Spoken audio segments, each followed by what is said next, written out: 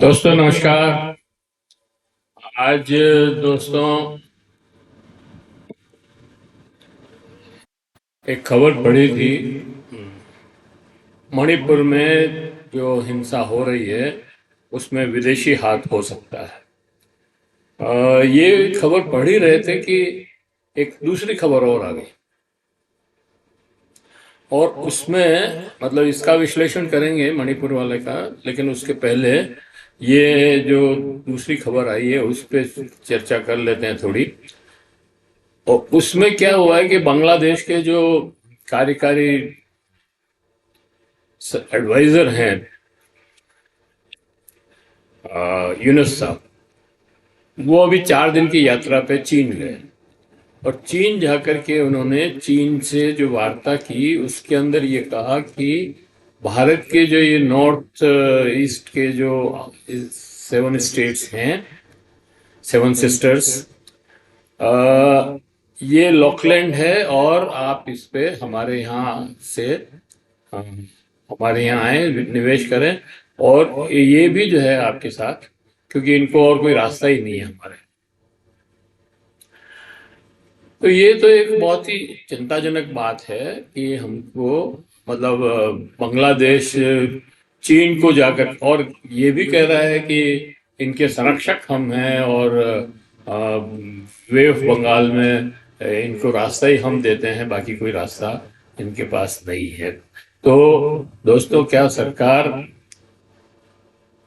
सरकार के पास ऐसे वो हैं तरीके कि मतलब वो वे ऑफ बंगाल में बिना बांग्लादेश के भी रास्ता बना सकती है। वहां पर एक चिकन नेक है, जैसे हमारे अ, उत्तर में है बंगाल सिलीगुड़ी के वहां से, उसी तरह से यहाँ बंगाल में भी बांग्लादेश में भी है। और तो उसको रोक करके हम रास्ता बना सकते हैं, ये एक बात इसमें है। खैर, अपन बात कर रहे थे मणिपुर में विदेशी हाथ की, तो पूरी बात करें उसके पहले मैं आपको ये अपील करना चाहता हूं कि अगर आपने अभी तक हमारे YouTube चैनल को सब्सक्राइब न किया है तो सब्सक्राइब कर लें, बेल आइकन दबाना न भूलें। अगर आपको वीडियो अच्छे लग रहे हैं तो लाइक करें, फॉरवर्ड करें और सोशल मीडिया पर डालें, अपने मित्रों और परिजनों को भी कहें इस सब्सक्राइब करने के लिए। क्योंकि दोस्तों, सब्सक्राइब करने का कोई नुकसान नहीं है। फायदा ये है कि जब भी हम नया वीडियो बनाते हैं आपके पास उसका नोटिफिकेशन पहुंचता है। दूसरा, हमें आप जब सब्सक्राइब करते हैं, लाइक करते हैं, तो हमारा उत्साह बढ़ता है। तो मैं सोचता हूं कि आप जरूर चाहेंगे कि हमारा उत्साह बढ़े और हम नए नए विषय पर आपसे चर्चा करते रहें।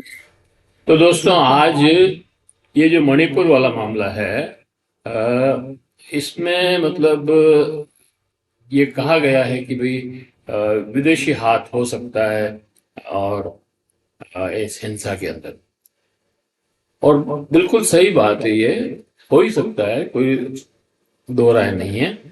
क्योंकि पाकिस्तान का इन्वॉल्वमेंट हो सकता है, ये बात सही हो सकती है। केवल पाकिस्तान ही नहीं, चीन, म्यांमार और बांग्लादेश का भी हाथ हो सकता है और वो लोग भी हमारे मणिपुर में और 7 स्टेट में इंटरेस्टेड हो सकते हैं डिस्टर्ब करने में या उसमें हिस्सेदारी करने में। तो ये बात आज फिर वो जो खबर पड़ी, यूनुस सरकार जो है वहाँ चीन से मिलने गई और चीन को उन्होंने कहा कि आप हमारे यहाँ आके निवेश करिए, वो सड़क जो आप पाकिस्तान में बना रहे हैं वो हमारे यहाँ भी बनाइए, और हम जो है और आपको ये एडवांटेज और मिल जाएगा। तो ये जो बातें उन्होंने कही है उसका बड़ा मतलब है दोस्तों। और ये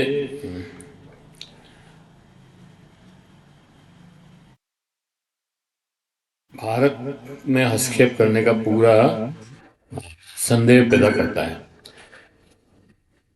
म्यांमार में चीन का भी बहुत प्रभाव है। चीन प्रत्यक्ष अप्रत्यक्ष रूप से हो सकता है, लेकिन सवाल यह है कि मणिपुर में शांति स्थापित करने में और हिंसा रोकने में सरकार क्या कर रही है? सरकार क्यों चुप बैठी है? प्रशासन क्यों नहीं अ,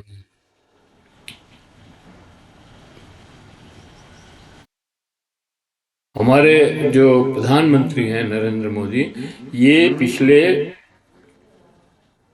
21 महीने से, मतलब जब से ये हिंसा चालू हुई है, मणिपुर नहीं गए। तो क्या इनको भी कोई अदृश्य शक्ति, जो विदेशी शक्ति है, वो रोक रही है?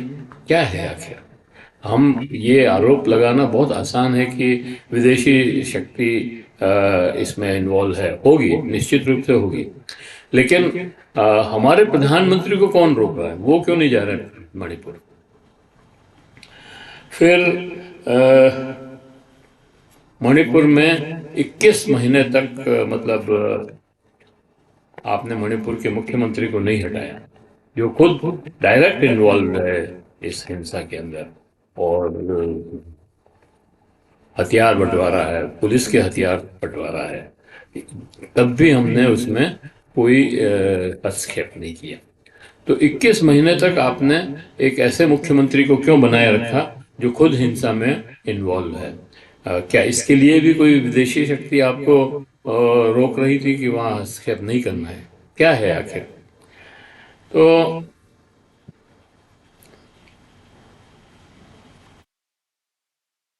कौन पुलिस की कार्रवाई से रोक रहा है वहां पर? भारत में ये पुराना राग है कि कहीं गड़बड़ हो या आतंकी हमला हो तो कह देते हैं इसमें विदेशी हाथ है।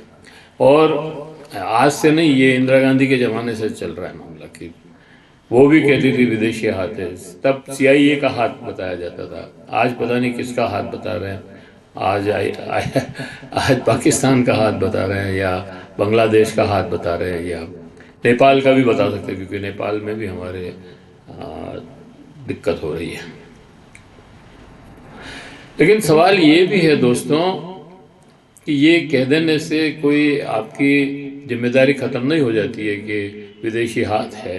ठीक है, विदेशी हाथ होगा, लेकिन आप उस विदेशी हाथ को रोक भी तो सकते हैं। आप क्यों नहीं रोक रहे? और दूसरी बात यह है कि आपकी जासूसी संस्थाएं रॉ और इंटेलिजेंस डिपार्टमेंट क्या कर रहा है? वो क्यों नहीं रोक रहा है इन सबको? BSF क्या कर रहा है? जो सीमा पे से घुसपैठ हो रही है उसको BSF क्यों नहीं रोक रहा है? ये सब शाह साहब के अंडर में आते हैं। CBI भी, IB भी, और BSF भी, ये सारे अमित शाह के गृह मंत्री के अंडर में आते हैं। तो गृह मंत्री को भी कोई विदेशी हाथ रोक रहा है कार्यवाही करने के लिए? तो ये निकम्मापन क्यों दिखाया जा रहा है? सवाल तो ये है।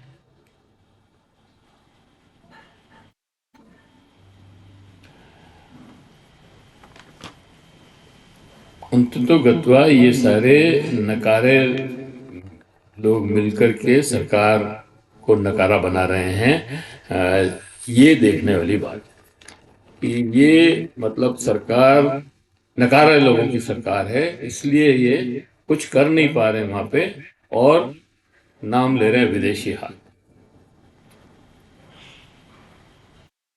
एक इतने छोटे से प्रदेश में, मतलब मणिपुर जैसा छोटा सा प्रदेश जहाँ 30-35 लाख की आबादी कुल है, वहां पर भी अगर आप कुछ नहीं कर सक रहे हैं, और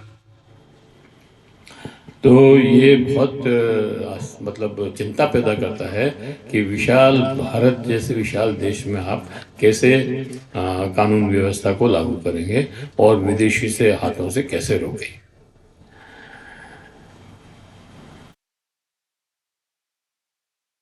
ऐसी सरकार को तो तत्काल त्यागपत्र देकर के हट जाना चाहिए।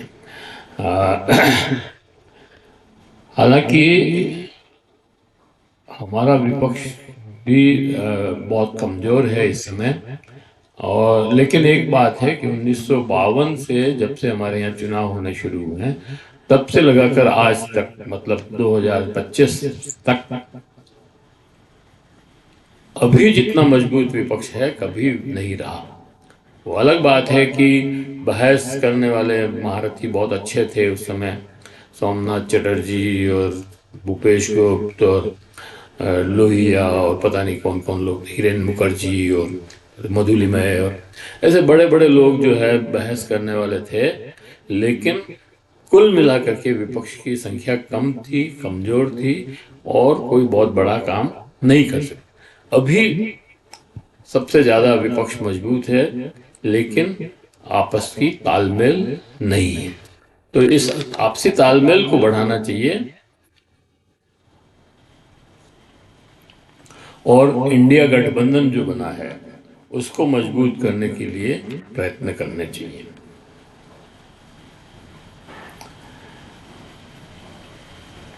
कम से कम इतना तो किया ही जा सकता है कि संसद में जो मुद्दे उठे हैं उसमें एक साथ एकजुटता दिखे, उसमें उसमें एक दूसरे के विरोध में या बाहर भी एक दूसरे के विरोध में बयान न दें, आपस में बैठ करके और बात कर लें, समझ लें बात को कि क्या बात है। मीडिया में बयान देना तो बिल्कुल ही नहीं जचता है। ऐसे बयान नहीं देने चाहिए कि जिससे फूट नजर आए। दोस्तों, अमेरिका के राष्ट्रपति डोनाल्ड ट्रंप के आने के बाद जो एक शख्स बहुत तेजी से उभरा है वो है एलन मस्क। एलन मस्क मतलब आज की डेट में सारी नीतियां, सारे कार्यक्रम शायद अमेरिका में वो ही बना रहा है। वो सबसे ताकतवर आदमी आज की डेट में दिख रहा है। एलन मस्क बहुत मजबूत बनकर उभरे हैं और उनका व्यापार में भी बहुत बढ़ोतरी होगी ऐसा माना जाता है। भारत में भी उनकी कंपनी की कारें, टेस्ला के शोरूम खुल गए हैं और भारत में तो बिकेंगे ही अब, क्योंकि भारत तो एलन मस्क का जो है वो है। लेकिन दोस्तों, भारत भले ही स्वागत कर रहा हो, लेकिन अमेरिका में इटसेल्फ 250 जगह ऐसी है विभिन्न शहरों में जहां पर लोग इकट्ठे हुए रैलियां निकाल रहे हैं और एलन मस्क के इस टेस्ला शोरूम के सामने इकट्ठे हो रहे हैं, वहां प्रदर्शन कर रहे हैं और उसकी जो नीतियां हैं उसका विरोध कर रहे हैं। और इसी तरह से सारे विश्व में 12 देश, विशेषकर यूरोप के देश जो हैं, जैसे जर्मनी, ब्रिटेन, ऑस्ट्रेलिया तो उस यूरोप में नहीं है, ऑस्ट्रेलिया और न्यूजीलैंड ये यूरोप में नहीं है, नॉर्वे, डेनमार्क, फ्रांस, नीदरलैंड, ये ऐसे देश हैं जहां पर टेस्ला कंपनी का और एलन मस्क का की नीतियों का विरोध हो रहा है। आयरलैंड, स्विट्जरलैंड, लगभग 100 स्थानों पर, मतलब इन यूरोप के इन कंट्रियों में और यूरोप के और मतलब ऑस्ट्रेलिया और न्यूजीलैंड सब मिला करके इनका विरोध हो रहा है टेस्ला कंपनी का। और टेस्ला कंपनी का विरोध इसलिए हो रहा है कि वो मतलब एलन मस्क जो है वहां पर नीतियां बना रहा है अमेरिका में, उन नीतियों का विरोध करने के लिए एलन मस्क टेस्ला कंपनी का विरोध हो रहा है। और वो ये कह रहे हैं कि कम से कम इतना तो किया ही जा सकता है कि रैलियां आयोजित की रही कर रहे हैं वहां पर, और उसमें आरोप मतलब उसमें अपील कर रहे हैं कि लोग टेस्ला कंपनी की गाड़ियां नहीं खरीदे और आंदोलन में शामिल हो।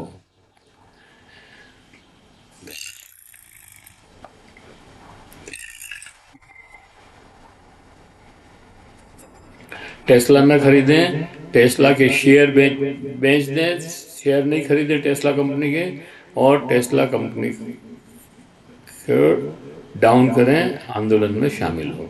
यह सिर्फ अमेरिका की नीतियों के मस्क के दखल के कारण ये सारे स्थिति उत्पन्न हुई है। हमारे यहाँ पे भी देखते हैं क्या होता है, क्योंकि कल से वो जो रेसिप्रोकल टैरिफ लगने की बात जो ट्रम्प साहब कह रहे थे, जो कल से लागू हो जाएगी, होती है कि नहीं होती है ये भी देखना पड़ेगा। और ये भी देखना पड़ेगा कि उन टैरिफ जो रेसिप्रोकल टैरिफ लगेगी उससे हमारे को कितना नुकसान होगा व्यापार में, और हमारी चीज़ें कितना कितना हमारा आयात कम होगा, कितना हम निर्यात बढ़ाएंगे, ये सारी चीज़ें कल पता लगेगा। कल मतलब जब वो रेसिप्रोकल टैरिफ लागू करेंगे तब उसके बाद जो है पता लगेगा। तो आज का वीडियो यहीं समाप्त करते हैं, और आशा करते हैं कि आपको ये वीडियो पसंद आया होगा। और अगर पसंद आया हो तो लाइक करें, फॉरवर्ड करें, और दूसरे सोशल ग्रुप्स में भी डालें। लोगों को बताएं कि भाई टेस्ला कंपनी जो है कैसे, एलन मस्क कैसे हमको दुखी कर रहा है। और अगर आपने अभी तक भी हमारे YouTube चैनल को सब्सक्राइब न किया है तो सब्सक्राइब कर लें, बेल आइकन दबाना न भूलें, और कमेंट बॉक्स में जाएं, कमेंट लिखें, सुझाव दें। आपकी कमेंट और सुझाव हमें और बेहतर करने की ओर अग्रसर करेंगे। जय हिंद, जय भारत। मिलते हैं फिर किसी और वीडियो के साथ।